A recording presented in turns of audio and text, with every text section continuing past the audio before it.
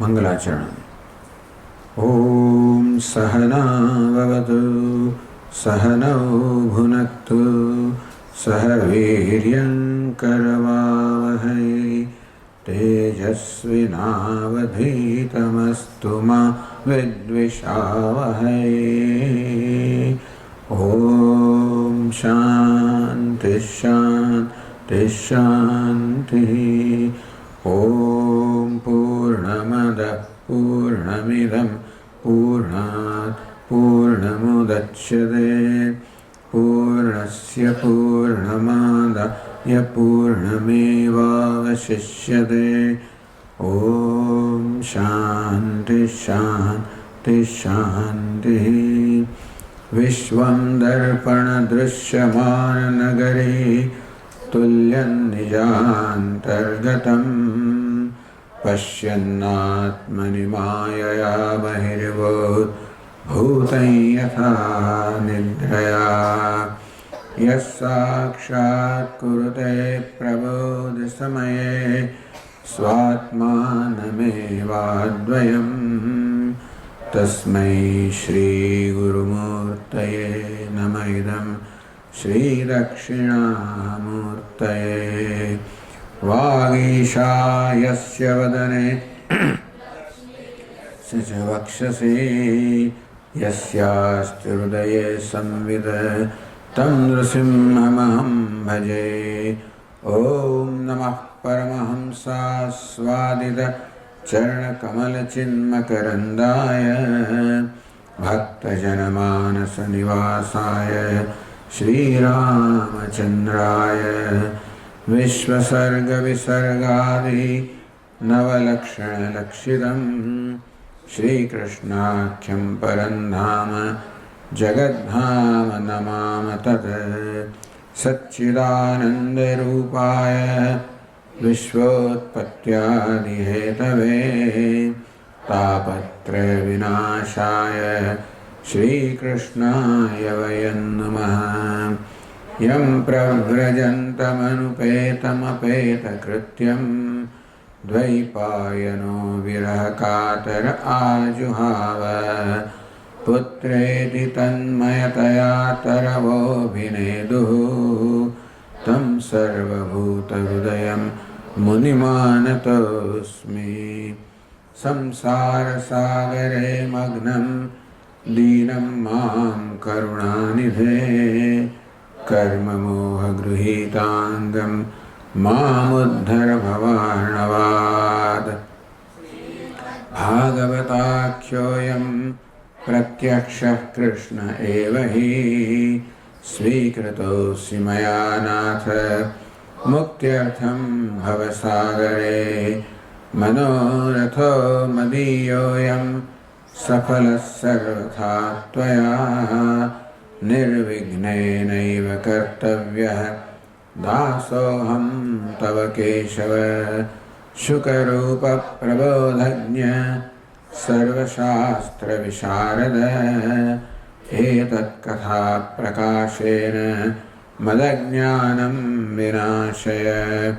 जन्माद्यस्य यतोऽन्वयादितरतः चार्थेष्वभिज्ञस्वराट् तेने ब्रह्मरुदाय आदिकवये मुह्यन्ति यत्सूरयः.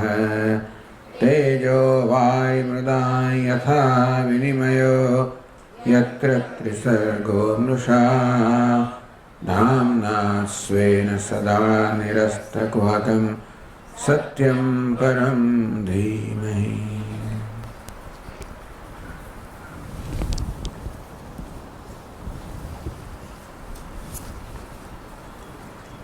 શ્રીમદ ભાગવતના 10મા સ્કંદના 3જા અધ્યાયમાં ભગવાનનો પ્રાદુર્ભાવ થયો છે. શંખ ચક્ર ગદા પદ્મ વગેરે સર્વ આયુધો સ્વલંકારો ધારણ કરીને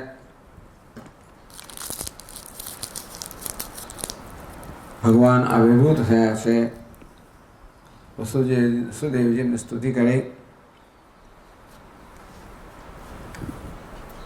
અને અંતમાં સ્તુતિના અંતમાં જે પ્રયોજનથી ભગવાન અવતાર ગ્રહણ કર્યો છે એ પ્રયોજન કહે છે. ત્વમસ્ય લોકસ્ય વિભો રિરિક્ષુઃ ગૃહેવતીર્ણોऽસि મમાખિલેશ્વર. હે અખિલેશ્વર, અસ્ય લોકસ્ય રિરિક્ષુઃ, આ સમગ્ર લોક સમગ્ર સંસારનું રક્ષણ કરવા માટે. હે વિભો, આપ તો વિભુ છો, પ્રભુ છો, સમર્થ છો. જે જગતનું સર્જન કરે છે, પાલન કરે છે, લય કરે છે, પરમાત્મા સર્વ કર્મ સમર્થ છે. તેથી આપે જે કર્મ કરવાનું જેવડે આપ સમર્થ છો. મમ ગૃહે અવતીર્ણોસી, ભગવાન આપે મારા ઘરમાં અર્થાત દેવકી દ્વારા આપે અવતાર લીધો છે. આપ જન્મ્યા છો, જન્મ ધારણ કર્યો છે, આવિર્ભૂત થયા છો. રાજન્ય સંજ્ઞા સરકોડયુતપૈ નિર્વિહમાના નિહનિશ્ચસે ચમુઃ. આપણે આ કર્મ કરવા, આપ આ કર્મ કરવાના છો અથવા આ કર્મ કરવાનું છે. નિહનિશ્ચસે ચમુઃ વ્યુહમાના, તો અનેક પ્રકારની સેનાઓ, જેનો આ બધા અસુરો અનેક પ્રકારની સેનાઓ એ ચારે તરફ મોકલવાના છે. રાજન્ય સંજ્ઞા સુરકોડયુથપૈ, એ કહેવામાં બધા રાજા છે, દેખાવામાં બધા રાજાઓ છે, પણ વાસ્તવમાં કોણ છે? અસુરો છે, દૈત્યો છે. કોડ યુદ્ધ પૈ, આ રાજાઓ અને એમના સૈનિકો વગેરેના રૂપમાં અનેક બધા કરોડો દૈત્યો ખરેખર તો અહીંયા પ્રગટ થયેલા છે. અને પોતાના સૈન્યોને ચારે બાજુ મોકલશે. ભગવાન આપ સર્વનો નાશ કરવાના છો. અને હવે અત્યારની વાત કરે છે. અયન તો અસભ્ય હૈ, એ ભગવાન આ કંસ અસભ્ય છે, અર્થાત સત્પુરુષોની સભામાં સ્થાન પામવા યોગ્ય નથી. અસદ છે, દુરાચારી છે, અત્યંત નિષ્ઠુર છે, ક્રૂર છે. તવ જન્મ નવ ગૃહે શ્રુત્વા, અમારા ઘરમાં અર્થાત વસુદેવ દેવકી દ્વારા આપનો જન્મ થયો એ સાંભળીને તે અવતારમ પુરુષૈ સમર્પિતમ, તો પહેલા તો આકાશવાણી સાંભળી કે આપ અમારા ઘરમાં જન્મ લેવાના છો એ સાંભળીને જ અગ્રજામ સ્તે ન્યવધિ સુરેશ્વર, હે સુરેશ્વર, હે દેવતાઓનો ઈશ્વર, અર્થાત તો દેવતાઓના રક્ષણ માટે આપ આ વ્યાસનો જન્મ લીધો છે, અવતાર ધારણ કર્યો છે. તો આપ મારે ઘરે અવતાર લેવાનો છે સાંભળીને આપના બધા જ અગ્રજોને, 6 આપના મોટા ભાઈઓને ન્યવધિ, આ દુષ્ટ કંસે, નિષ્ઠુર કંસે એમને વધ કરી નાખે છે. ભગવાનને ધ્યાન પણ લાવે છે કે શું થઈ ગયું છે. સતે અવતારમ પુરુષૈ સમર્પિતમ શ્રુત્વા, અને એણે પોતાના બધા ચોકીદારોએ મૂકેલા જ છે. આપ અવતર્યા છો, અવતરણ થયું છે એ પહેલા ચોકીદારો જઈને કહેવાના જે છે એ સાંભળીને અધુના અભિસરત યુદ્ધ, હમણાં જ આયુધ લઈને આવવાનો જ છે. અભિસરતી વર્તમાન કાળ છે, પણ કહે છે કે ભાઈ વર્તમાન સામીપ્ય ભૂતે ભવિષ્યતિ છે, એથી વર્તમાન હતા. અભિસરતી એટલે આવે છે એમ કહેવાય, પણ આવશે અર્થ શું કરવાનો? વર્તમાન સામીપ્ય, વર્તમાનની નજીકમાં અત્યંત નજીકનો ભૂતકાળ હોય કે અત્યંત નજીકનો વર્તમાન કાળ હોય તો પણ વર્તમાન કાળનો પ્રયોગ થતો હોય છે અભિસરતી. અભિસરંતમ વિતમ હંતુમ તમ પ્રભુ હસી, એ ભલે દોડતો આવે, ભલે આક્રમણ કરતો આવે, છતાં પણ અવધ કરવા આપ સમર્થ હશો, અમને કોઈ શંકા નથી. તથાપિ તસ્વરૂપાય યથાર્થવિદહમ, તસ્વરૂપ અયથાર્થવિદહમ, ભગવાન છતાં પણ આપના સ્વરૂપનું યથાર્થ જ્ઞાન ન ધરાવનારો હું બિભેમી, મને ભય લાગે છે. શંખ ચક્ર ગદા પદ્મધારી ભગવાન પ્રગટ થયા છે, છતાંય પણ મને કંઈક ભય લાગે છે કે આ કંસ આયુધો લઈને આવશે અને કદાચ કંઈ કરી નાખશે. અતઃ એ નામ તુરંત તિરોધાપયતિ ભાવ. મારે ભગવાન આપનો આ જે સ્વરૂપ છે એને આપ સંકેલી લો, બાળક બની જાઓ, એમ કહીને વસુદેવજીએ પોતાની સ્તુતિ સમાપ્ત કરી.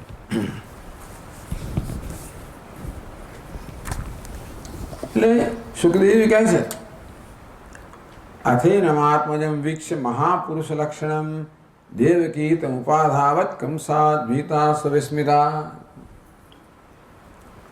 એનમ આત્મજમ વીક્ષ્ય, દેવકીજીએ પોતાના આત્મજ અર્થાત પોતાના પુત્રને જોયો. મહાપુરુષ લક્ષણમ, મહાપુરુષ અર્થાત ભગવાનમાં જે પ્રકારના લક્ષણ હોય એ પ્રકારના લક્ષણ. એક તો એક શંખ ચક્ર ગદા પદ્મ, અથવા ભગવાનના ચરણના 16 પ્રકારના જે મંગલ ચિહ્ન છે બધું જોયું.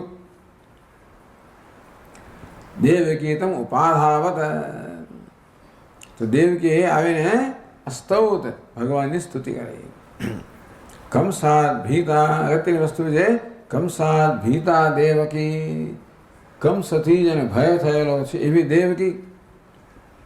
સુવિસ્મિતા, ભગવાનનું આ પ્રકારનું રૂપ જેને અત્યંત વિસ્મિત થયેલી.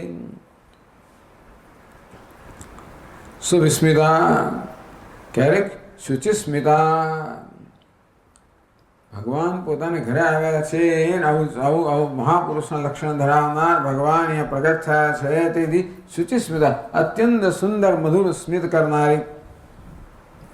સુવિસ્મિતા, અત્યંત વિસ્મિત થયેલી, પણ સાથે આ કંસના ભયથી ભયભીત થયેલી દેવકી ત્યાં આગળ આવ્યા. દેવકી અને ભગવાનને સ્તુતિ કરવા મળી.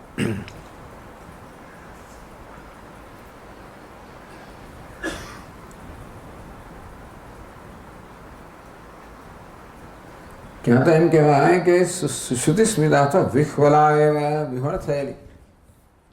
સુવિસ્મિતા એવી, સુવિસ્મિતા પરમેશ્વરાગ્રે કોયમ ખુલ્લુ વરાક કંસ. ભગવાન પરમેશ્વરનું રૂપ જોયું, એની સમક્ષ કોયમ વરાક ખલુ કંસ. આ કંસ શું છે? આ તો જાણે તુચ્છ છે, મગતરા સમાન છે. તદાપી આવ્યો ભયમ ભરદેવેતી. એટલે દેવકીજીને મનમાં થાય છે કે ભગવાન સ્વયં પ્રગટ થયા છે અને કંસ તો મગતરું છે, અને તેથી શું છતાં આપણો કોઈ કારણસર અમને બંનેનો ભય જન્મે છે. કે આશ્ચર્ય થાય છે. દેવકીજી કહે છે કે કોયમ અવિવેકો દુસ્તરહેતી તદપી આવ્યો ભયમ ભરતદેવ. ભગવાનનું સ્વરૂપ જોઈને ભગવાનનું સામર્થ્ય પ્રત્યક્ષ હોવા છતાં પણ કોઈ કારણસર અમારા મનમાં ભય વધી રહ્યો છે. કોયમ અવિવેકો દુસ્તરહેતી ભાવ. આ કેવો અવિવેક છે, તેને દૂર કરવો અવિવેક કેવો છે, એ પ્રકારનો ભાવ સુવિસ્મિતા એનાથી પ્રગટ થાય છે. તો સુવિસ્મિતા કહેવામાં આવે, શુચિસ્મિતા કહેવામાં આવે. સુંદર તો અહો મેં ભાગ્યમ સાક્ષાત પરબ્રહ્મય પુત્રતામ આપતહેતી. ઓહો, અહો મેં ભાગ્યમ, શું મારું સદભાગ્ય છે કે સાક્ષાત પરમેશ્વર મારા પુત્ર રૂપે અહીંયા જન્મ્યા છે. હવે તમે જોશો કે ત્યાં આગળ રામચરિત માનસમાં જે કૌશલ્યાની સ્તુતિ કરે એમાં કેટલાક અંશ આને મળતા આવશે. દેવકીજીની આ જે છે વર્ણન ને સ્તુતિ છે ને કેટલાક અંશ ત્યાં પણ મળતા આવશે. તમે જુઓ છો કેવી રીતે રામચરિત માનસમાં ઘણો બધો અનુવાદ થયેલો છે ઘણા ગ્રંથોમાંથી અને ભાગવતમાંથી પણ.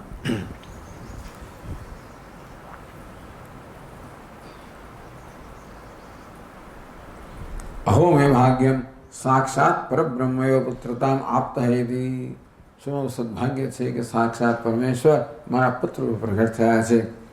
इति आह्लादेन शोभनैषत् सम्मुखी इत्यर्थः. हासमुखी, शोभना, शुचिस्मिता. स्मित એટલે મંદહાસ, મુખ પર સુંદર મંદહાસ છે. એટલે બંને રીતે કહી શકાય કે ભયભીત છે, વિખોળ છે કે અરે રે હજી ભગવાનના જન્મ પછી મારામાં ભય છે, અથવા શું ભગવાને એ મારા ઘરે જન્મ લીધો એમ અત્યંત આનંદિત છે.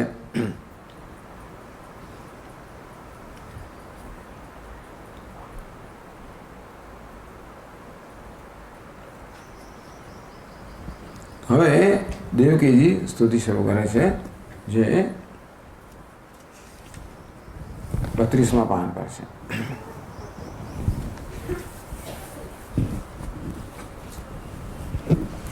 પેલા વસુદેવજીએ ગુગલી લગાવી તો આ યોર્કર લગાવે. ટૂંકમાં સ્તુતિ એક ચડિયાતી છે બધી. તો અહીંયા એટલે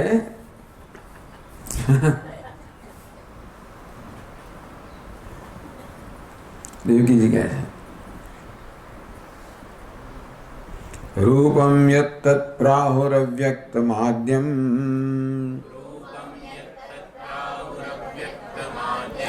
બ્રહ્મજ્યોતિર્નિર્ગુણમ નિર્વિકારમ સત્તામાત્રમ નિર્વિશેષમ નિરીહમ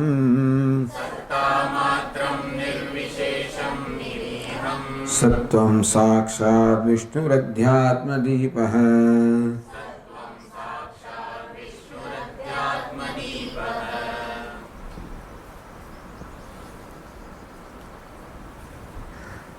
સિદ્ધ સ્વામીની પણ ટીકા જોવા જેવી છે આ શ્લોકની અંદર. તો એ ભય શંકાયો તાવા નાસ્તી હતી. ખરેખર તો આપનામાં તો કોઈની ભય હોય, આપનામાં તો ભય અમારામાં ભય છે. આપને કંસનો કોઈનો ભય હોય કોઈ શંકાનો સવાલ જ નથી. એ 4 શ્લોકમાં ભગવાનના વર્ણન દ્વારા બતાવે છે.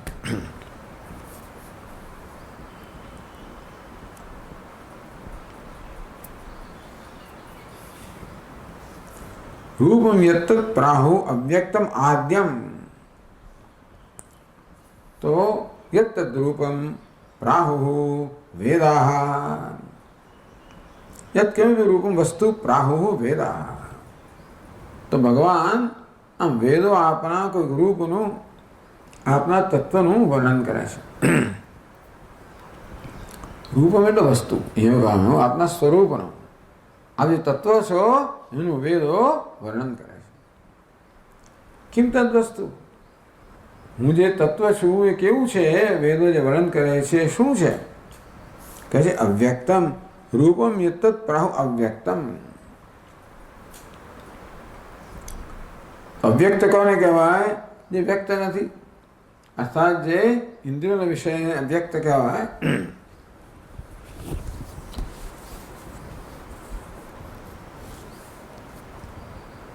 રૂપ્યતે નિરૂપ્યતે રૂપમ એ પ્રકાર અર્થ કર્યો. રૂપ એટલે ભગવાનને આપણે છે ને રૂપ શબ્દનો અર્થ થાય કે ભગવાનનું આપણી સમક્ષ પ્રગટ થયેલું આ એમનો ચહેરો મોરો વગેરે, એવું નહીં. રૂપ્યતે અને જુદી રીતે સમાસ કર્યો. રૂપ્યતે નિરૂપ્યતે ઇતિ રૂપમ. એટલે આ તો કર્મ વિભક્તિ,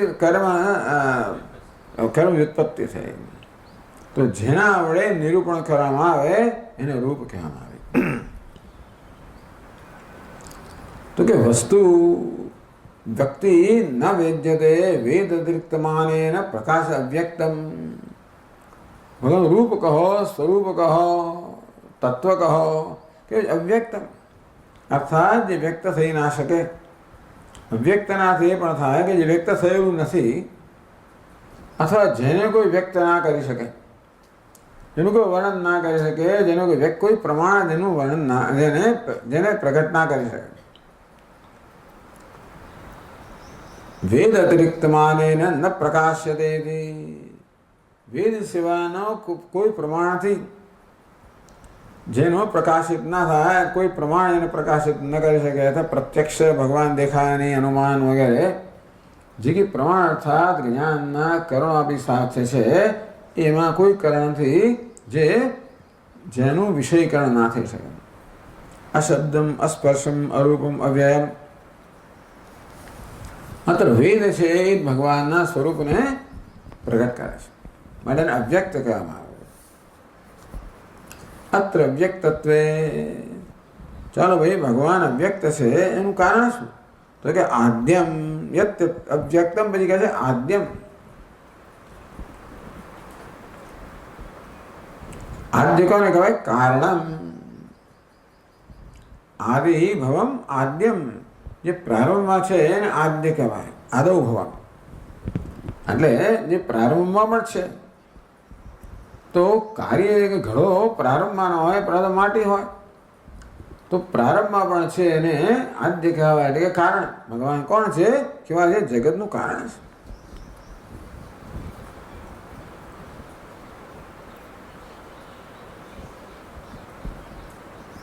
આદ્યમ કારણમ કોદ્ધાવેદ પ્રાવસત, એટલે આદ્યમ એટલે કારણમ ઇત્યાદિ શ્રુતે. તો ભગવાન તો જગતનું આદિ કારણ છે, મૂળ કારણ છે. તાર્કિક પરમાણવ જગત કારણ સ્વીક્રિયંતે તન્નિરસ્યતિ ત્યાં. તો ભાઈ તાર્કિક લોકો શું કહે છે? વૈશેષિક લોકો એટલે આ કહું છું, આ મારી ગુગલી અને બધાને કંઈ ક્યાંય ચડી જેવી વસ્તુથી છે. ભગવાન આદિ કારણ છે, પરંતુ જે વૈશેષિક લોકો એમ કહે છે પરમાણુવાદી છે. એમ કહે કે આકાશ, વાયુ વગેરે 5 પરમાણુ છે એ જગતનું મૂળ કારણ છે. લોકોને આરંભવાદી કહેવામાં આવે છે. તો કહે છે કે ભાઈ તાર્કિક એટલે વૈશેષિક પરમાણુ એવ જગત કારણ સ્વીક્રિયંતે. એ તો પરમાણુ છે જગતનું, એટલે જગત શેમાંથી બનેલું છે? તો વૈજ્ઞાનિકો એમ કે અણુમાંથી બનેલું છે. પહેલાં કહેતા હતા, એ તો આપણા વૈશેષિક વૈજ્ઞાનિકો કહે કે પરમાણુ તો બનેલું છે. વેદાંતિન કે જગત ભગવાનમાંથી બનેલું છે. મહત્વની વસ્તુ એ છે. વૈજ્ઞાનિકો અને બીજા અને વૈદાંતિમાં ફેર શું છે ખબર છે? પેલા કે પછી તમે એને પરમાણુ કહો કે પછી એને તમે ગોડ્સ પાર્ટિકલ કહો કે એને જે કહો તે ખરા. ટૂંકમાં બધા વૈજ્ઞાનિકો માને છે કે આ જગત જળ છે, અચેતન છે, એનું કારણ અચેતન છે. એટલે વૈશેષિકો કહો, નૈયાયિકો કહો, સાંખ્ય, આ બધા લોકો એ જ કોટીમાં આવી ગયા કે જગત કેવું છે? અચેતન છે. માટે મૂળ કારણ કેવું છે? અચેતન છે. એ વેદાંતિને જ કહે કે ભલે જગત અચેતન હોય, એનું મૂળ કારણ ચેતન છે. બહુ મોટી વસ્તુ છે. તો કહે છે કે પરમાણુ એવ જગત કારણ સ્વીક્રિયંતે. વૈશેષિક લોકો પરમાણુને જગતના કારણ તરીકે સ્વીકાર કરે છે. એટલે કે ન આપ કોણ છો? આદ્યમ બ્રહ્મ. આપ તો બ્રહ્મ છો. બ્રહ્મ કોને કહેવાય? વ્યાપક છે. બ્રહ્મ એટલે બૃહદ, બૃહત્વાદ બ્રહ્મ. બૃહદ એટલે જે વ્યાપક છે. પરમાણુ તો કેવા હોય? અત્યંત સૂક્ષ્મ. અને આપ તો બ્રહ્મ છો, બૃહદ છો, વ્યાપક છો. માટે પરમાણુ જગતનું કારણ નથી, આપ જગતનું કારણ છે. નનુ તર્હિ અજામેકામ લોહિત કૃષ્ણ શુક્લામ બહવી પ્રજા સુજમાના. તો શ્રુતિમાં વળી બધા સાંખ્ય લોકો આવે. સાંખ્ય લોકો શું કહે કે આ જગત તો સત્વ રજસ તમસ આ 3 ગુણોનું બનેલું છે. એ આદિકારણ છે, પ્રધાન આદિકારણ છે. ઇત્યાદિ શ્રુતે મમ યોનિર મહદ બ્રહ્મ તસ્મિન ગર્ભમ. ભગવાન પોતે 14મા અધ્યાયમાં કહે કે અર્જુન, આ બ્રહ્મ કહો, માયા કહો, એ મારી યોની છે, એ ઉપાદાન કારણ છે. એમાં હું ગર્ભનું આધાન કરું છું, એને ચેતનતા પ્રદાન કરું છું. સંભવ સર્વભૂતાના. અંતેથી આ બ્રહ્મમાંથી અર્થાત માયામાંથી સમગ્ર ભૂતોનો ઉદ્ભવ થાય છે. માટે ભગવાન પોતે એવું કહેતા જણાય છે કે માયા જે છે કે પ્રધાન છે, એ જગતનું મૂળ કારણ છે. અંતેથી શું સાંખ્યો કે પ્રમાણે પ્રધાન કહો. પ્રધાન કોણ કહેવાય?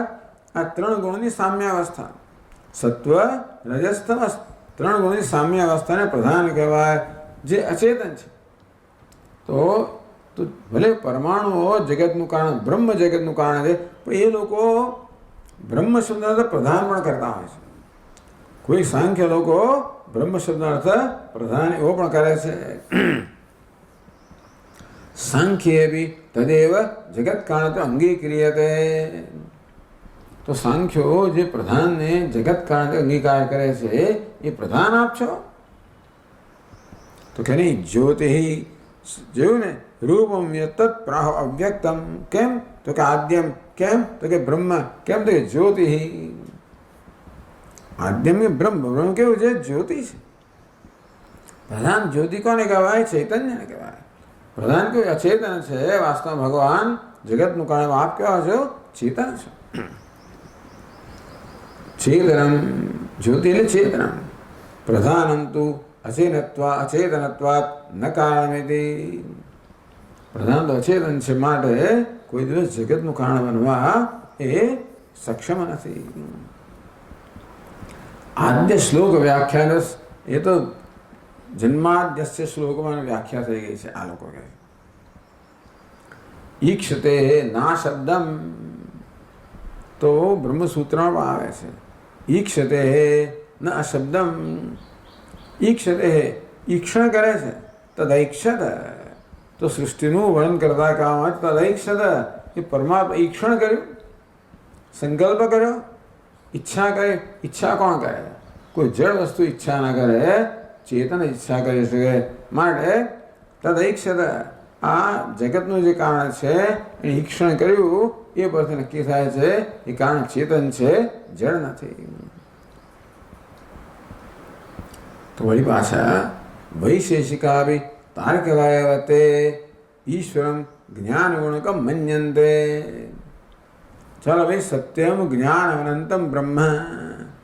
બ્રહ્મ સત્ય સ્વરૂપ છે, જ્ઞાન સ્વરૂપ છે, અનંત સ્વરૂપ. આપણે કહીએ શું કે જ્ઞાન ગુણકમ. જ્ઞાન જેનો ગુણ છે એવા.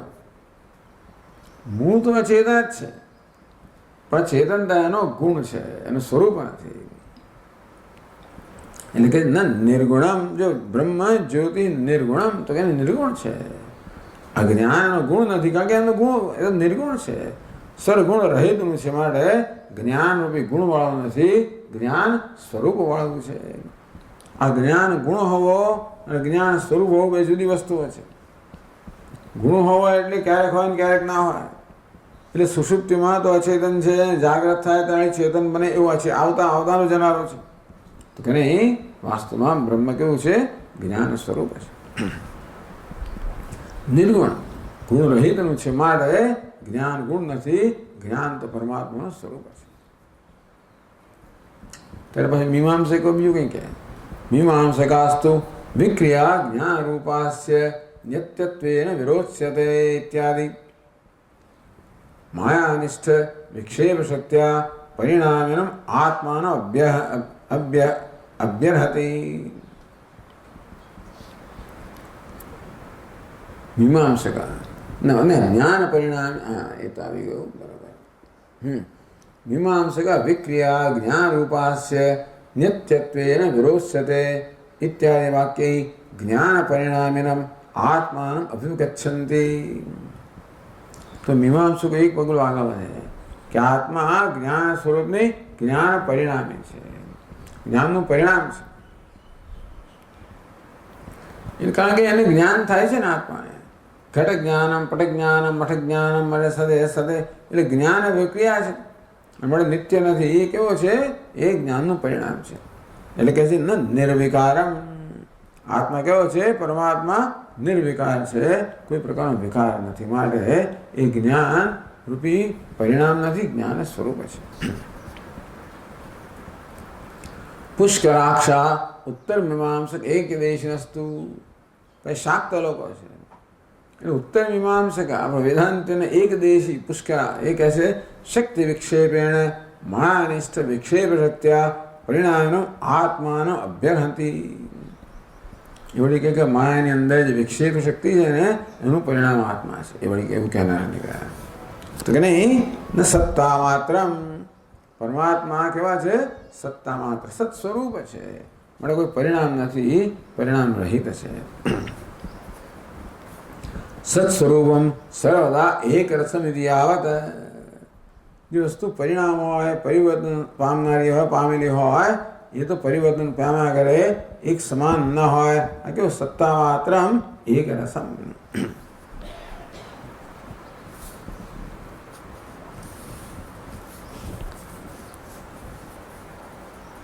લેકિન સામાન્ય. હવે આ તો પછી બીજું એક સામાન્ય ને બીજો વિશેષ.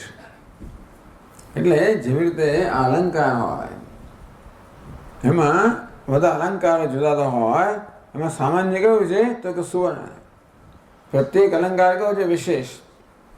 એટલે દરેક પદાર્થ સામાન્ય અને વિશેષ બે માંથી બનેલો છે. આપણે જોઈશું વિશેષતા જોઈએ. વિશેષતા ક્યારે શક્ય બને? જ્યારે સામાન્ય એ બધાને જોડનારો હોય. તો ભગવાન સત્તા માત્ર સત્તાને એ લોકો પછી જાતિ ગણે છે. અંતેથી આ સામાન્ય છે, વિશેષની સામાન્ય છે એટલે કહે છે કેમ સામાન્ય? તો કહે ન નિર્વિશેષમેરી. તો કે નહીં, ભગવાન તો નિર્વિશેષ છે. આમ સામાન્યતા અને વિશેષતા એ પ્રકારની વિશેષતા ધરાવનાર નથી. ભગવાન નિર્વિશેષ છે. સામાન્યસ્ય પરાપર રૂપ વિશેષવત્વાत्. આ સામાન્યમાં વિશેષતા રહેલી છે. કેમ? પરમ સત્તા, અપરમ દ્રવ્ય વગેરે એમ કરીને દ્રવ્ય એક સામાન્ય છે, સુવર્ણ સામાન્ય છે, એમાં વળી પાછી મહાસામાન્ય સત્તા સામાન્ય છે. આમ સામાન્યમાં પણ આવી રીતે વિશેષતા નિર્વિશેષ છે, એટલે સત સ્વરૂપ છે.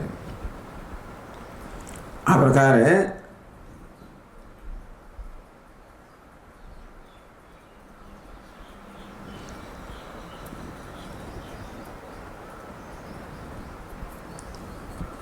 કારણત્વ શબ્દ પુનઃ આશંકતે.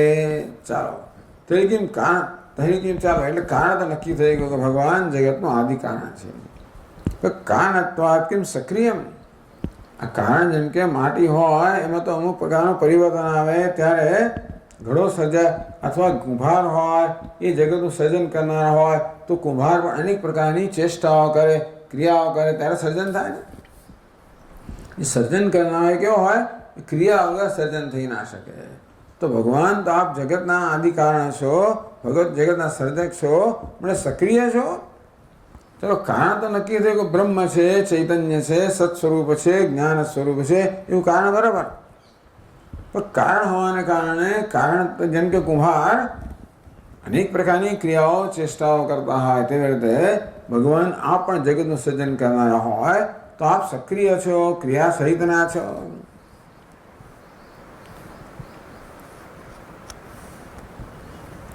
તો કે નહીં, નિરીહમ. ઈહા એટલે ચેષ્ટા, નિર્મગ એ નિષ્ક્રિય છે, નિશ્ચેષ્ટ છે, સચેષ્ટાથી રહિત છે.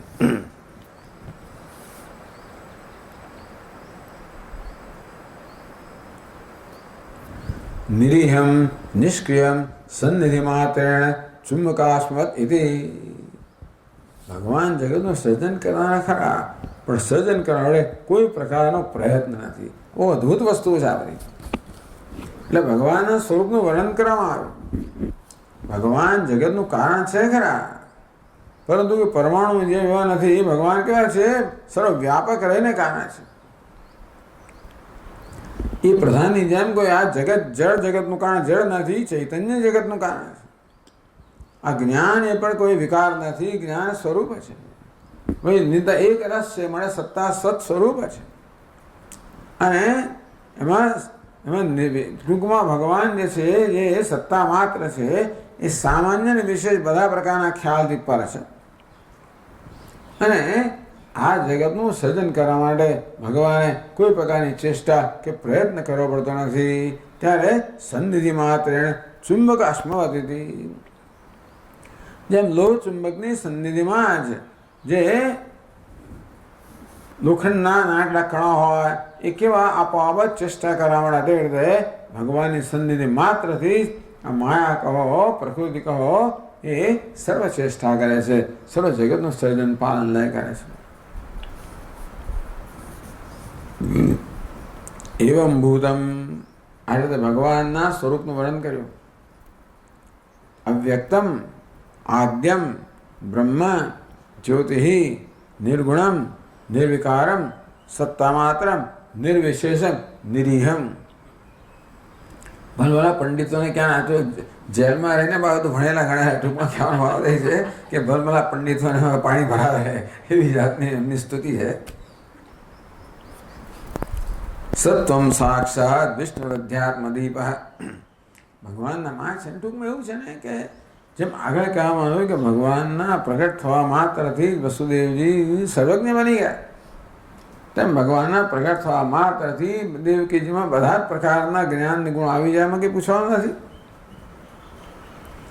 એટલે ભગવાનને જેને જન્મ આપ્યો એણે આવી આપણી જેમ પાછી એકડો બગડો ભણી રોજ કકડાટ કરવો એવી જરૂર નથી. આમાં ભગવાનના હોવા માત્રથી એ સર્વ રીતે પૂર્ણ છે, અને માટે આ પ્રકારની સ્તુતિ કરવી એમના માટે કોઈ સંભવ નથી, સામાન્ય વસ્તુ છે. એવમ ભૂતમ કિમપી કાર્યકલ્પ્યમ યદ વસ્તુ, આ પ્રકારની વસ્તુ છે, તત્વ છે, જગતનું કારણ છે, પરમાત્મા છે. જગતનું કારણ તો કહેવાય, કારણ પણ મુખ્ય અર્થમાં નથી, માત્ર પરમાત્મા છે. તો એને કારણ કેમ કાર્યકલ્પ્યમ વસ્તુ, કારણ શું કરીએ? અનુમાનનો વિષય છે. સમાધિ કાર્ય પરથી કારણ અનુમાન થાય. જેમ પુત્રના લક્ષણ પારણા જોઈને ખબર કે આ કોણ, તું પેલા દીકરો છો ને ભાઈ. ઘણી વાર એમ કહી દે, કોઈ છોકરાને જોઈને કહે કે તું પેલા દીકરો છો ને, એના લક્ષણ તારામાં દેખાય છે. એટલા માટે એટલે કે કાર્યના લક્ષણથી આપણે કાર્યનું અનુમાન કરી શકીએ. કાર્યાન્વયા સુધૈવ માયા યયા જગત સર્વમિદં પ્રસૂયતે,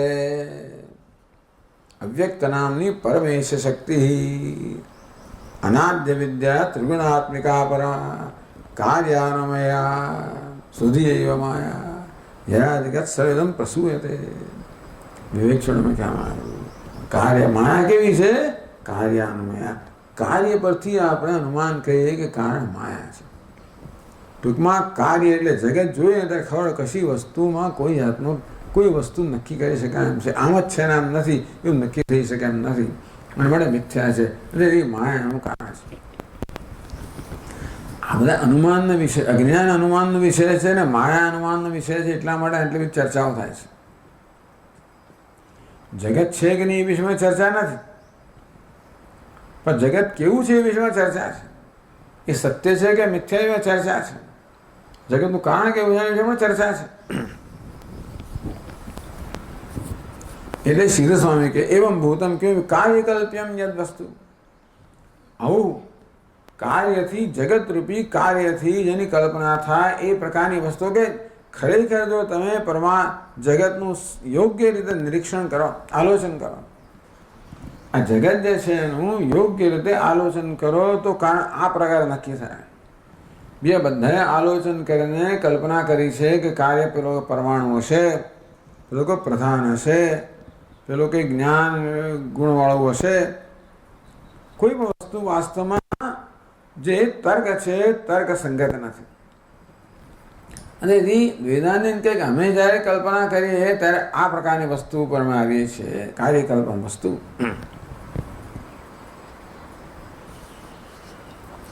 યતો વા ઇમાની ભૂતાની જાયંતિ ઇત્યાદિ શ્રુતે. આ ભૂતો છે, પંચમા ભૂત છે, એમાં બધું જગત છે, એ પરથી શ્રુતિ કહે છે જેમાંથી જગતની ઉત્પત્તિ છે, સ્થિતિ છે, જેમાં લીન થઈ જાય છે તે બ્રહ્મ છે.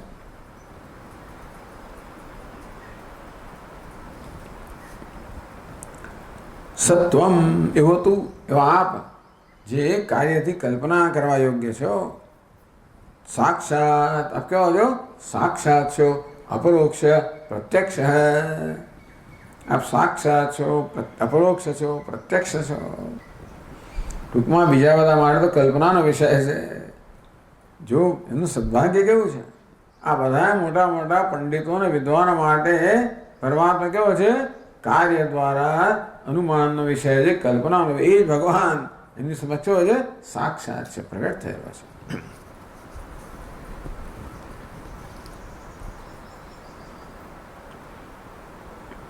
સાક્ષાતમ વિષ્ણુ ઇતિ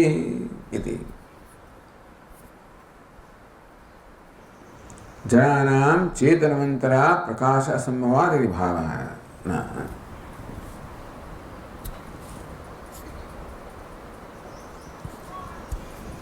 કે આ જળ છે એ બધું પ્રકાશિત થાય છે, એ માટે આપ ચેતન છો, સ્વયં પ્રકાશ છો.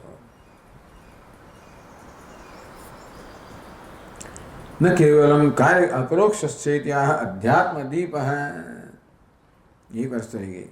સાક્ષાત વિષ્ણુ અધ્યાત્મ દીપ. અધ્યાત્મ કોને કહેવાય? બુદ્ધ્યાદિ કાર્યકરણ સંઘાત.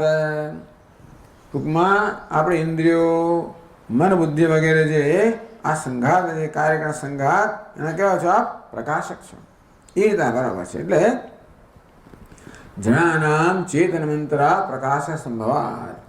ઇન્દ્રિયો છે, મન બુદ્ધિ છે, જળ છે, ચેતન છે, છતાં પણ ચેતન જેમ વ્યવહાર કરી રહ્યા છે, અસંભવ છે જો ચેતન ન હોત તો. શ્રોત્રસ્ય શ્રોત્રમ મનસો મનોયત. આમ અધ્યાત્મ દીપ. અથવા આમ શ્રીધર સ્વામીએ એક આ વ્યાખ્યા કરી. એટલે કહે છે કે પૂર્વ વ્યાખ્યાને નાનામદ નિરાશા નિરાશ પ્રયત્ન પ્રયાસાદ. દેવકીજીની સ્તુતિની જે પૂર્વ વ્યાખ્યા કરી એમ જાણે કે દેવકીજી એક પછી એક મતનો નિરાશ કરતા જાય છે, એને બદલે હવે તદ વિહાય એ વ્યાખ્યા છોડીને શુદ્ધ વેદાંતમેવ શ્રેયસી શ્રેય અત તત્પક્ષમ. તો કે એની શુદ્ધ વેદાંત મત છે ને એ યોગ્ય છે માટે એ રીતે પણ આની વ્યાખ્યા કરે છે. અથવા અવ્યક્તમ ન કેનાવે પ્રકારણે વ્યજ્યતે અવ્યક્તમ. કેના પ્રત્યક્ષ અનુમાનાદિ રૂપેણ ટૂંકમાં પ્રત્યક્ષ અનુમાન વગેરે કશાથી પણ જેનું વ્યક્ત એટલે કે વિષયકરણ ના થશે કે પ્રમાણ અપ્રમેય છે, અવ્યક્ત છે.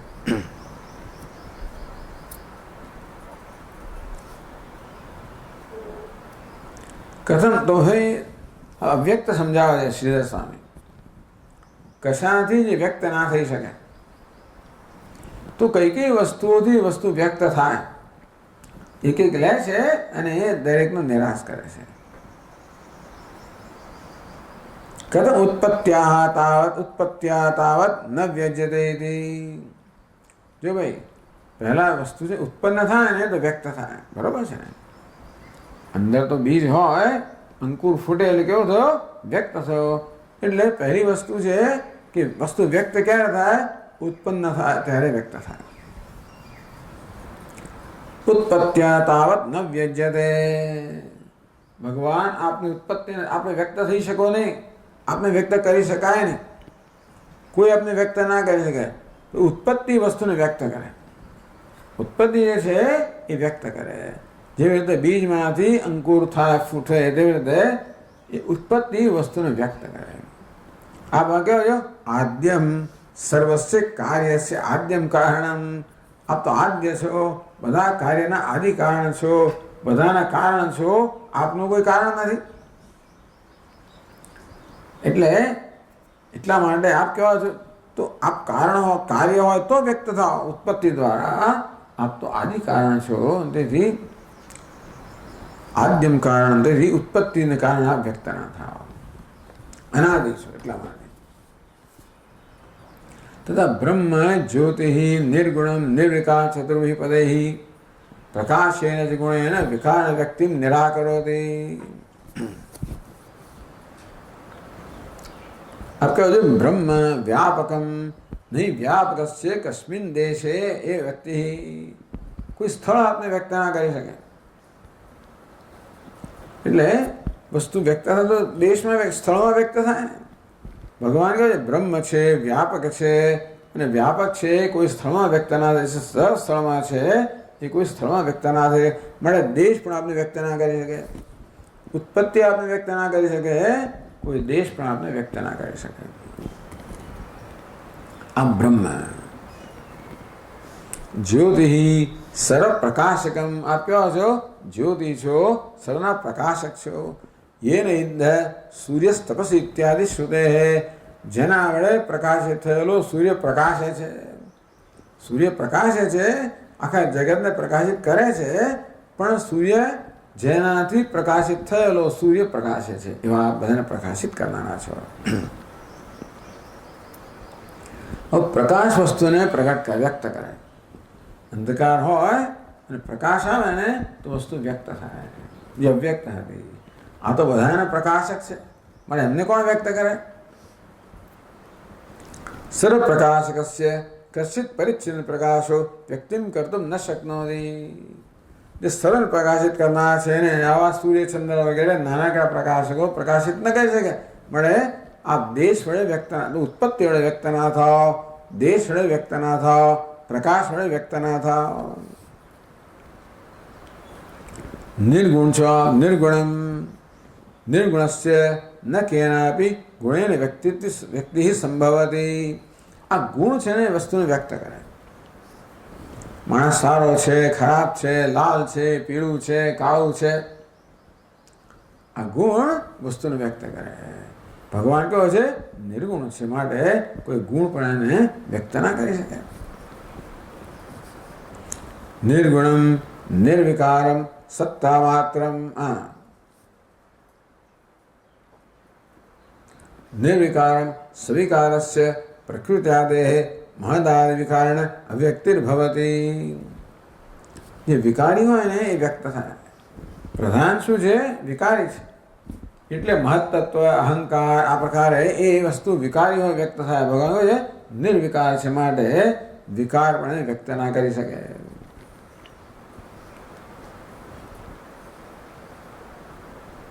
તથૈવ સત્તા માત્રમ સત્યા સ્વરૂપસ્ય વ્યક્તિકારકો ન કશ્ચિત વિશેષ અસ્તિ. બીજી વસ્તુ શું છે ખબર છે? એક છે વ્યક્તિ અને બીજી જાતિ. જેમ કે એક ગાય એ જાતિ છે અને ફલાણી કપિલા ગાય શું છે? વ્યક્તિ છે. તો આ પ્રકારે જાતિ હોય તો વ્યક્તિ એને વ્યક્ત કરે. ગાય નામની જાતિ હોય તો વ્યક્તિ એને વ્યક્ત કરે. ભગવાન સત્તા માત્રમ, આ જાતિ વ્યક્તિ સર્વથી પર છે. સત્તા સ્વરૂપસ્ય વ્યક્તિકારકો ન કશ્ચિત વિશેષ અસ્તિ. કોઈ પ્રશ્ન કરે કે ભાઈ સત તો વ્યક્ત થાય છે, આ ઘડો છે એ સતને વ્યક્ત. ઘટ અસ્તિ સન ઘટ સન પટ. આ ઘટ પટ પદાર્થો શું સત્તાને વ્યક્ત નથી કરતા? આ છે પણ વ્યક્ત થતું નથી. આપ કહો છો આપ છે પણ છો, એ છે પણ કોણ વ્યક્ત કરે? તો પ્રશ્ન કરવામાં આવ્યો કે આ ઘડો છે, આ ઘડો છે પણ વ્યક્ત કરે છે કે નહીં? આ વસ્ત્ર છે પણ વ્યક્ત કરે છે કે નહીં? તો કે ના ના, છે પણ ઘડાને વ્યક્ત કરે છે. આ સત છે ને એ ઘટને પટને મઠને વ્યક્ત કરે છે. એ લોકો સતને વ્યક્ત નથી કરતા. ઘટાદયો સત્તયા વ્યંજનતે ન તો ઘટાવી સત્તા આપી.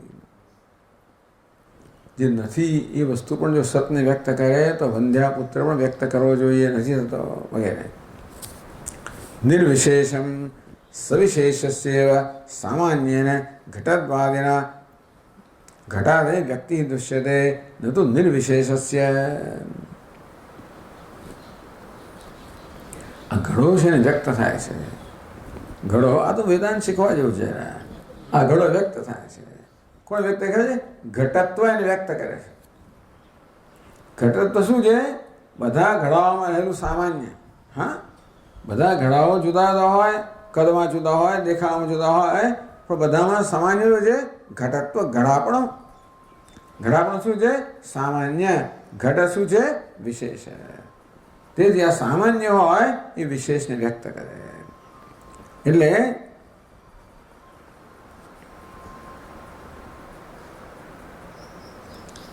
સામાન્ય ઘટત્વાદિના ઘટાધે વ્યક્તિ દૃશ્યતે.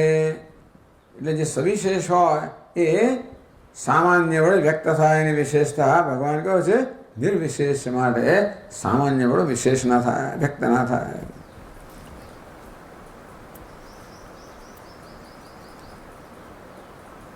નિરીહમ, જે ચેષ્ટા સચેષ્ટસ્યૈવ ક્રિયા કર્મણા વ્યક્તિર્દૃશ્યતે. એ ચેષ્ટાવાળું હોય ને ક્યારેક વ્યક્ત થઈ જાય, ક્યારેક હાલી જાય. આમ સ્થિર હોય છતાં પણ આમ કંઈક હાલે. એમાં અંદર ટૂંકમાં ચેષ્ટાની સંભાવના તો ક્યારેક હાલી જાય, ક્યારેક થઈ જાય. તો ચેષ્ટા છે ને વ્યક્તિ એ વસ્તુને વ્યક્ત કરે. મગજ નિરીહ છે, નિશ્ચેષ્ટ છે, માટે ચેષ્ટા પણ વ્યક્ત ન કરી શકે. અવ્યક્તમ કહ્યું ને પહેલું, રૂપમ યતત અવ્યક્તમ. બાકીના બધા જે શબ્દો છે એ બધા અવ્યક્તને વાસ્તવમાં અવ્યક્તપણાને સમજાવનારા શબ્દો છે. એ પ્રકારે શ્રીધર સ્વામીએ સમજાવ્યું.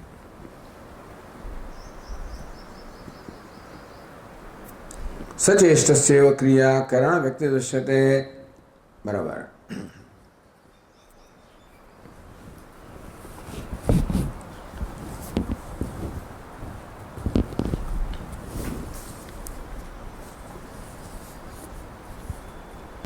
एवं भूतस्य तव न भयशंका यदि भावः एवं भूतस्य सर्वथा परब्रह्म रूपस्य भगवान आप परब्रह्म रूप छो તેથી આપને કોઈ ભય હોવાની સંભાવના જ નથી.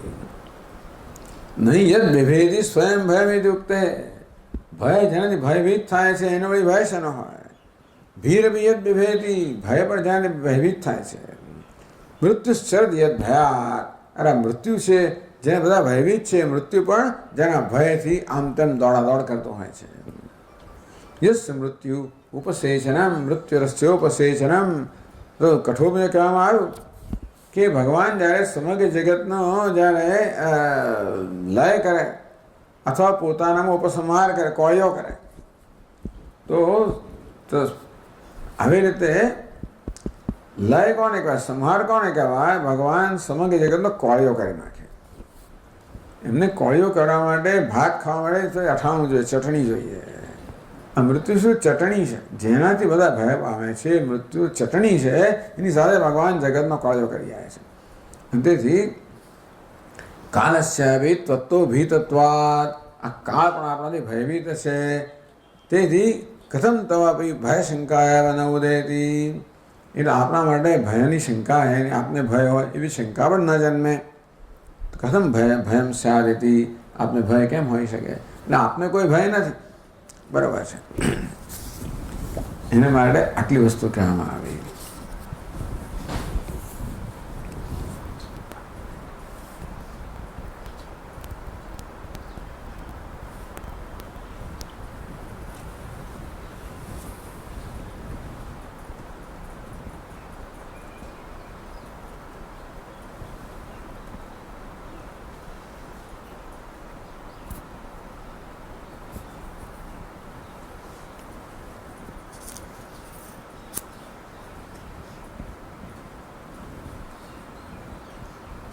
હવે આપણે આગળ જઈએ.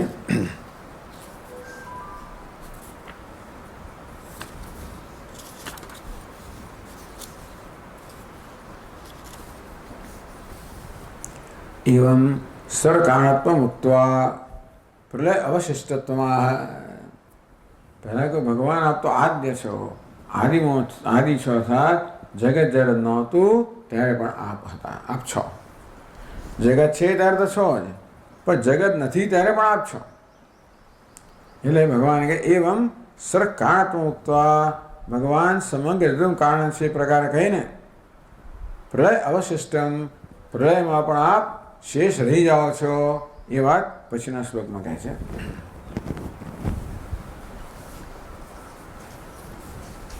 નષ્ટે લોકે દ્વિપરાર્ધાવસાને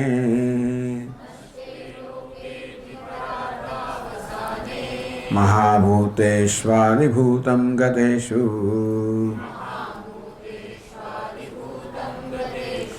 વ્યક્તે વ્યક્તમ કાલવેગેન યાતે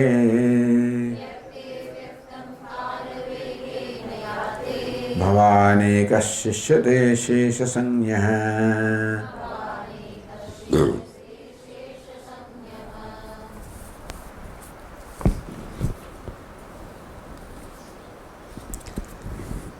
દ્વિપરાર્ધાવસાને લોકે નષ્ટે દ્વિપરાર્ધ અવસાને આ બ્રહ્માજીનું આયુષ્ય કેવું છે દ્વિપરાર્ધ છે. તો આપણું એક વર્ષ એટલે દેવતાઓનો એક દિવસ આપણા એટલે કહેવામાં આવ્યું ને બ્રહ્માજીનો એક દિવસ કયો થાય 1000 ચતુર્યુગી 1000 ચતુર્યુગી થાય એટલે બ્રહ્માજીનો એક દિવસ થાય. 4,32,000 વર્ષનો કળિયુગ એનાથી બમણો 8,64,000 વર્ષનો દ્વાપર યુગ. 3 ગણો અને 4 ગણો એ આ રીતે ત્રેતાયુગ અને સત્યયુગ. આ પ્રકારે બધા ભેગા કરો કેટલા થાય ખબર છે 43,10,000 ગણો થાય. હા 43 કે 4,10,000 ગણો થાય 4.32 મિલિયન.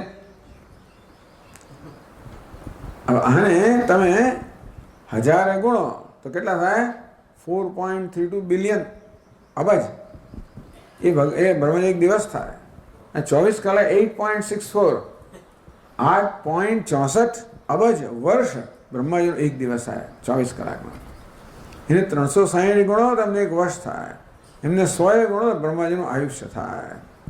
આમ બ્રહ્માજીનું આયુષ્ય દ્વિપરાર્ધ, અડધો દિવસ અને અડધી રાત મળી થયું ને એ દ્વિપરાર્ધ ચતુર્મુખ તન્માનેન વર્ષાત્મક આયુ.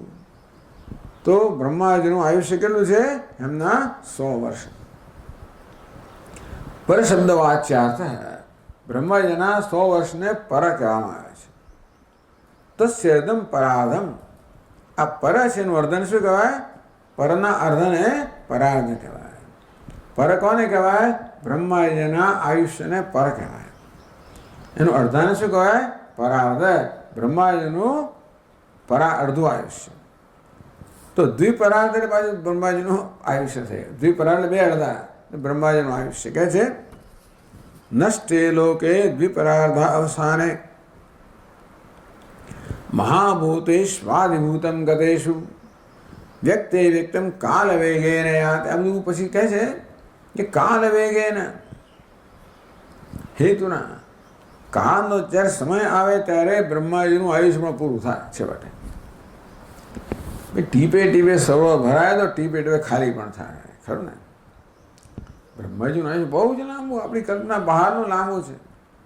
ટ્રિલિયન યર્સ થાય. કેટલા? 27 કેવા ટ્રિલિયન યર્સ થાય. એને આપણે સંસ્કૃતમાં શું કહીએ મારે જોવું પડશે. ટૂંકમાં આટલું બધું છે. એ 1000 અબજને 1 ટ્રિલિયન કહેવાય. એવા કે 27 કેવા કેટલા ટ્રિલિયન થાય એવું બ્રહ્માજીનું આયુષ્ય છે. એ પૂરું થાય. કહેવાનો ભાવ એ છે કાલ વેગેન યાતે. આ કાલો જગત ભક્ષક. આ કાળ ધીમે ધીમે ધીમે કરતો કરતો બધી વસ્તુને ક્ષીણ કરી દે. એક દિવસ આવે કે બ્રહ્માજીનું આયુષ્યમાં પૂરું થાય. કાલ વેગેન હેતુના દ્વિપરાર્ધસ્ય અવસાને યાતે. આ દ્વિપરાર્ધ કહો કે બ્રહ્માજીનું આયુષ્ય કહો, એનું અવસાન થઈ ગયું, પૂરું થઈ ગયું. ત્યારે શું થાય? નષ્ટે લોકે. ત્યારે આ ચતુર્દશ ભુવનાત્મકે, આ સમગ્ર બ્રહ્માંડ જે 14 ભુવન બનેલું છે એ પણ નષ્ટ થઈ જાય. બ્રહ્માજીનું આયુષ્ય પૂરું થાય. એ નષ્ટની પ્રક્રિયા આખી બતાવે છે. કઈ પ્રક્રિયા બતાવે છે? તો કે વિપરીત ક્રમ બતાવે છે. તો જો સાંખ્ય લોકો સર્જનનો ક્રમ બતાવે કે પહેલા હોય પ્રધાન કહો કે પ્રકૃતિ કહો, અવ્યક્ત કહો. અવ્યક્ત કહો, પ્રધાન કહો, પ્રકૃતિ કહો, માયા કહો. આપણે માયા કહીએ. પહેલા મહત તત્વ ઉત્પન્ન થાય, અર્થાત સમષ્ટિ બુદ્ધિ, જેને આપણે હિરણ્યગર્ભ કહીએ, ઉત્પન્ન થાય. એમાંથી સમષ્ટિ અહંકાર ઉત્પન્ન થાય. સમષ્ટિ બુદ્ધિ મહત્તત્વમાંથી સમષ્ટિ અહંકાર.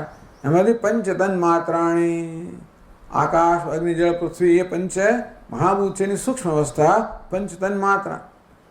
એમાંથી ઇન્દ્રિયો ઉત્પન્ન થાય, એમાંથી પંચમહાભૂત ઉત્પન્ન થાય, એમાંથી આ જગતના વિષયો ઉત્પન્ન થાય, એમાંથી 14 લોક ઉત્પન્ન થાય. આ પ્રકારે સર્જનનો ક્રમ છે. તો જ્યારે સંહાર થાય કે લય થાય ત્યારે એનું વિરુદ્ધ ક્રમ. તેથી એટલા માટે જ કર્મનું વર્ણન કરવામાં આવે છે. શાસ્ત્રમાં ચર્ચા કરવામાં આવી કે ભાઈ આ પ્રકારે શા માટે સૃષ્ટિના ક્રમનું વર્ણન કરવામાં આવે છે. એટલા જ માટે કે વિરુદ્ધ ક્રમથી આપણે મૂળ કારણે પહોંચી શકીએ. એટલે ભિન્ન ભિન્ન ગ્રંથોમાં કે ઉપનિષદોની અંદર પણ આ સર્જનની પ્રક્રિયા ભિન્ન ભિન્ન વર્ણવામાં આવે છે. એ ક્રમ જુદે વર્ણવામાં આવે. એટલે એમાં ક્રમમાં કે સર્જનમાં તાત્પર્ય નથી, માત્ર વિપરીત ક્રમથી આપણે કેવી રીતે મૂળને પ્રાપ્ત કરી શકીએ એમાં તાત્પર્ય છે. આ પુરાણમાં તો સાંખ્યની પ્રક્રિયાને જ સ્વીકારવામાં આવી છે. એટલે એ પ્રકારમાં વર્ણન કરે છે. એ કહે છે કે નષ્ટે લોકે, આ 14 ભુવન બનેલું આ બ્રહ્માંડ એટલે કે આ વિરાટ પુરુષ છે, આ સ્થૂળ જગત છે, જે સ્થૂળ પંચમહાભૂત બનેલું છે એ નષ્ટ થઈ જાય. તો ક્યાં જાય? એ પોતાના કારણમાં વિલીન થઈ જાય. પ્રક્રિયા શું છે? કાર્ય કારણમાં વિલીન થાય. એ વળી ભાઈ પોતાના કારણમાં વિલીન થાય, એ વળી ભાઈ પોતાના કારણે વિલીન થાય. એમ કરતાં કરતાં કરતાં ક્રમવાર એ મૂળ કારણ પ્રકૃતિમાં વિલીન થાય, અને પ્રકૃતિ છે વડે પરમાત્મા વિલીન થાય. કોણ બાકી રહે? પુરુષાન્ન પરમ કિંચિત સા કાષ્ઠા સા પરાગતિ. સર પુરુષમાં પરમાત્મામાં બધું વિલીન થઈ જાય, એક પરમાત્મા બાકી રહી જાય, એ વર્ણન કરે છે અહીંયા. મહાભૂતેષુ આદિભૂતમ ગતેષુ. મહાભૂતેષુ પૃથ્વી એટલે આ જે સ્થૂળ જગત છે ને એમના કારણ પંચમહાભૂતની અંદર વિલીન થઈ જાય. પંચમહાભૂત છે એમના આદિ કાળમાં વિલીન થઈ જાય. પૃથિવ્યાદિ પંચમહાભૂતેષુ ઇન્દ્રિયાણામ દેવતાનામ ચ ઉપલક્ષણમ. ટૂંકમાં આ સ્થૂળ જગત છે એ પંચમહાભૂતમાં વિલીન થઈ જાય અને ઇન્દ્રિયો અને દેવતાઓમાં વિલીન થઈ જાય.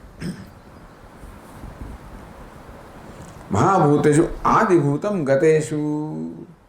પછી એ મહાભૂતો ક્યાં જાય? એમના આદિભૂત અહંકારમાં જતા રહે. અહંકારામ ગતેષુ સ્વસ્વ કારણ પરંપરાયા અહંકારે લીનેષુ લીન સતી. તો ધીમે ધીમે આમાં થાય શું પાછું કે પૃથ્વી તત્વ છે એ જળ તત્વમાં લીન થઈ જાય. જળ તત્વ છે એ શેમાં લીન થાય? અગ્નિ તત્વમાં. અગ્નિ તત્વ શેમાં લીન થાય? વાયુ શેમાં લીન થાય? આકાશમાં. એ શેમાં લીન થાય? અહંકારમાં. અહંકારમાંથી પંચતન માત્રાની આવે એટલે બધા એમના પોતાના શેમાં? અહંકાર, સમષ્ટિ અહંકારમાં લીન થઈ જાય. આદિભૂતેષુ ગતેષુ આદિભૂતમ ગતેષુ.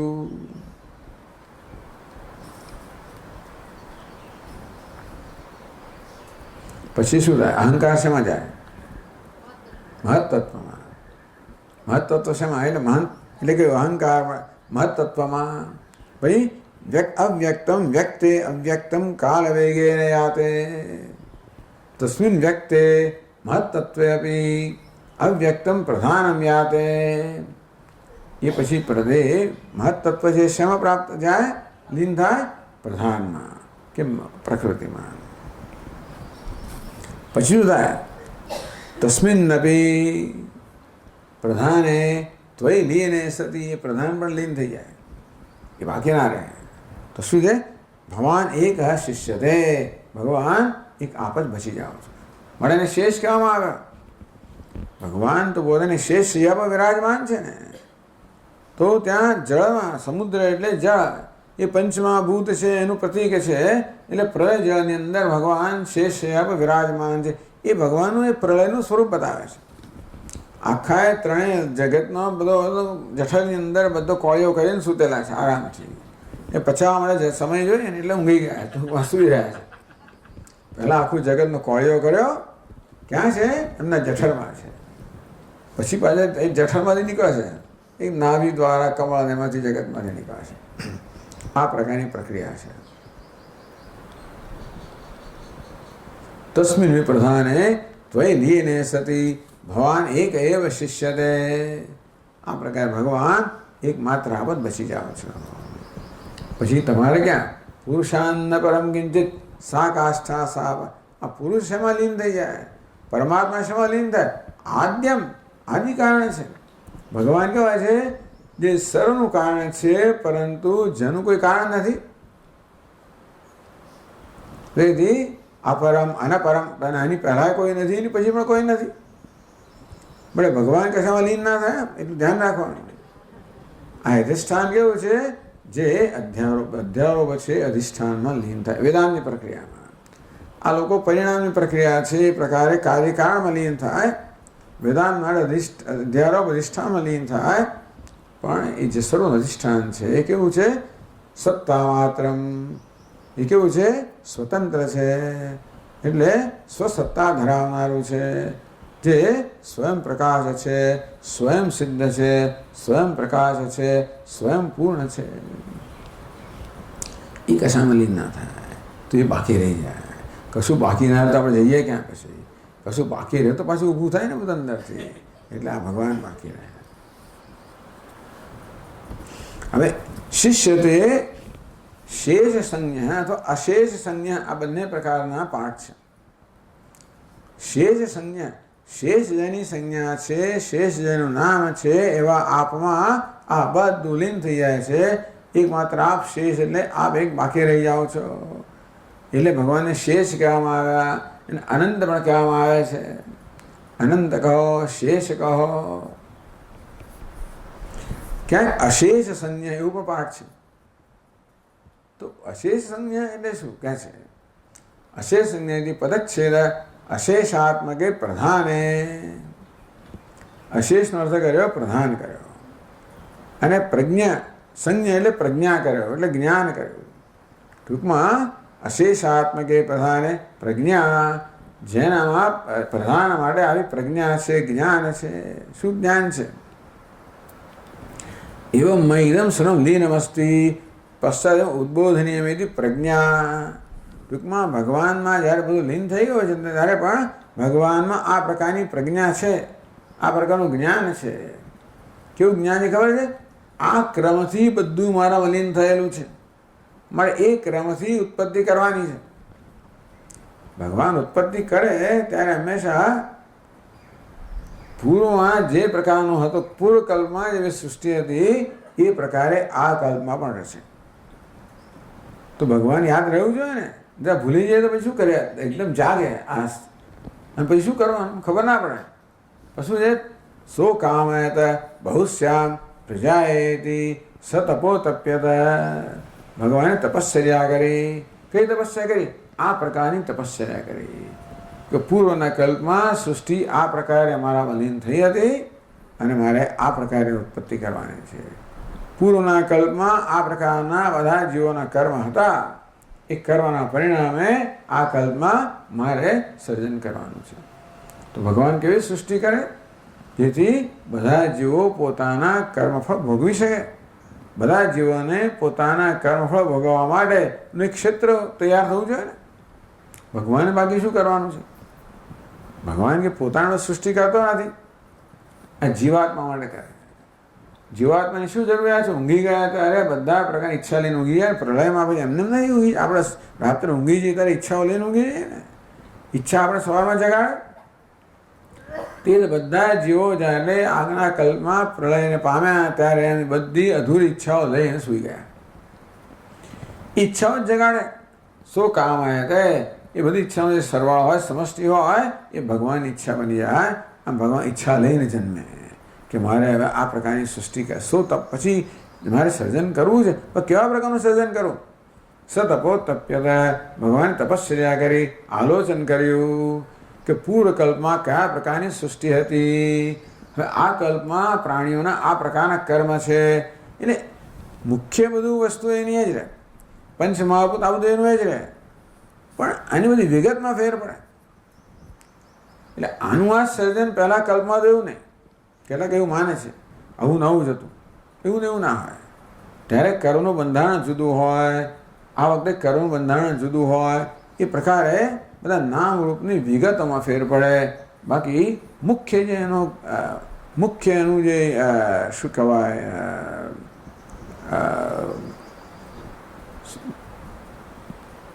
મુખ્ય જગતનું જે આખી રચના છે, વ્યવસ્થા છે, એમાં ફેર ના પડે. પંચમહાભૂત જ હોય, આ બધા નિયમો જ હોય. હવે સૂર્યચંદ્ર એ જ બધું હોય. યથાપૂર્વમ અકલ્પયત સૂર્યા ચંદ્રમસો ધાતા યથાપૂર્વમ અકલ્પયત.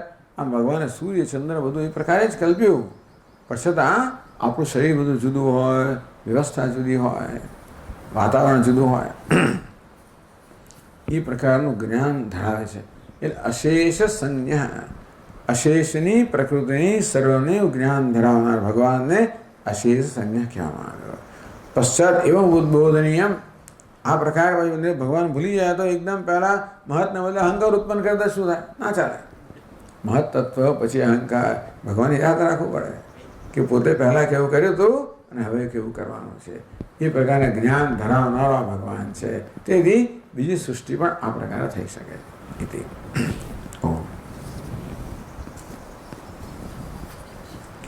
ઓમ પૂર્ણમદ પૂર્ણમિદં પૂર્ણાત પૂર્ણમુદચ્યતે પૂર્ણસ્ય પૂર્ણમાદાય પૂર્ણમેવાવશિષ્યતે. ઓમ શાંતિ શાંતિ શાંતિ. સચ્ચિદાનંદરૂપાય विश्वोत्पत्त्यादिहेतवे तापत्रयविनाशाय श्रीकृष्णाय वयं नमः। जन्माद्यस्य यतोऽन्वयादितरतः चार्थेष्वभिज्ञस्वराट् तेने ब्रह्महृदाय आदिकवये मुह्यन्ति यत्सूरयः। तेजो वायुर्मृदां यथा विनिमयो यत्र त्रिसर्गो मृषा धाम्ना स्वेन सदा निरस्तकुहकं सत्यं परं धीमहि। ॐ शान्ति शान्ति शान्तिः। हरि ॐ श्रीगुरुभ्यो नमः। हरि ॐ।